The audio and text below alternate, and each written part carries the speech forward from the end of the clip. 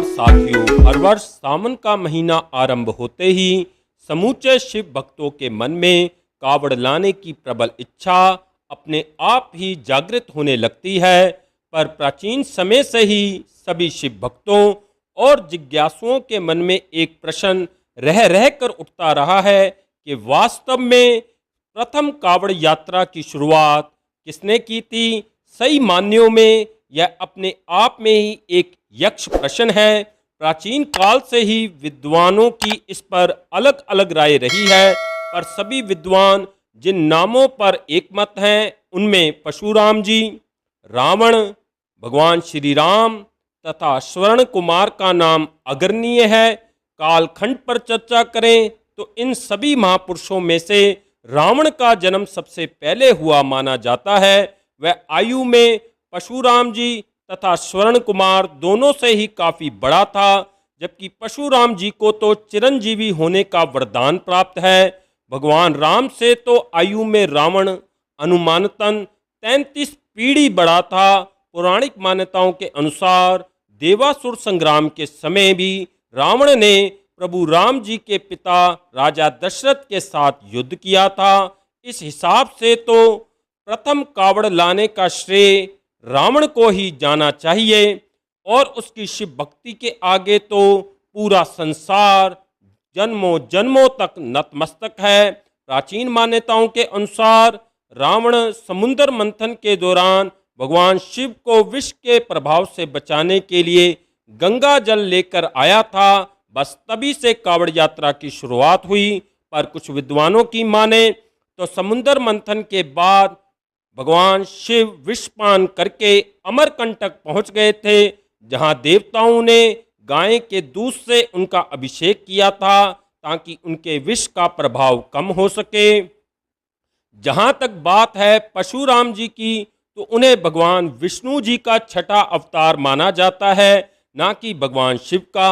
हाँ, कुछ मान्यताओं के अनुसार सहस्त्रबाहु नामक राक्षस ने जब रावण को बंदी बना लिया था तो परशुराम जी ने भगवान शिव के आदेशानुसार सहस्त्रबाहु के साथ युद्ध किया था और रावण को उसकी कैद से आजाद करवाया था। पर कुछ विद्वानों का मानना है कि सहस्त्रबाहु और परशुराम जी के बीच युद्ध रावण को बचाने के लिए नहीं, अपितु यह युद्ध परशुराम जी ने अपने पिता जमदग्नि के वध का बदला लेने के लिए किया था, जबकि रावण को तो उसके पितामह महर्षि पुलत्स्य के आग्रह पर सहस्त्रबाहु बहुत पहले ही रिहा कर चुका था। फिर भी कुछ विद्वानों का मानना है कि प्राचीन काल में परशुराम जी ने गढ़ मुक्तेश्वर धाम से कावड़ में गंगा जल लाकर उत्तर प्रदेश के बागवत में स्थित पूरा महादेव मंदिर में भगवान शिव का जल से अभिषेक किया था। बस तभी से कावड़ यात्रा की शुरुआत हुई।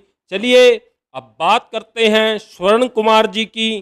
तो यह बात जग जाहिर है कि त्रेता युग में स्वर्ण कुमार ने बुजुर्ग माता पिता के आदेशानुसार उनकी अंतिम इच्छा पूरी करने के लिए उन्हें कावड़ में बैठाकर हरिद्वार तक की अपनी पैदल यात्रा संपन्न की थी। यहीं से भगवान शिव का आशीर्वाद उन्हें प्राप्त हुआ और कावड़ यात्रा की शुरुआत हुई। कुछ विद्वान मानते हैं कि भगवान राम, जो कि भगवान विष्णु जी के 7वें अवतार थे, उन्होंने सर्वप्रथम बिहार के सुल्तानगंज से अपने कावड़ में गंगा जल भरकर बाबा धाम के शिवलिंग पर सर्वप्रथम जल अभिषेक किया था। तभी से कावड़ यात्रा की शुरुआत हुई। इन सभी मान्यताओं तथा विद्वानों के विचारों पर चर्चा करने के बाद श्रवण कुमार जी का कावड़ स्वरूप सबसे जीवंत जान पड़ता है। ऐसा प्रतीत होता है कि वास्तव में कावड़ यात्रा की शुरुआत श्रवण कुमार जी की पितृभक्ति के कारण ही हुई थी। माता पिता के प्रति उनके इसी अथाह प्रेम के कारण ही भगवान शिव ने भी उन्हें अपना आशीर्वाद दिया था। आप इस विषय पर क्या सोचते हैं? अपनी राय कमेंट बॉक्स में अवश्य दें। धन्यवाद।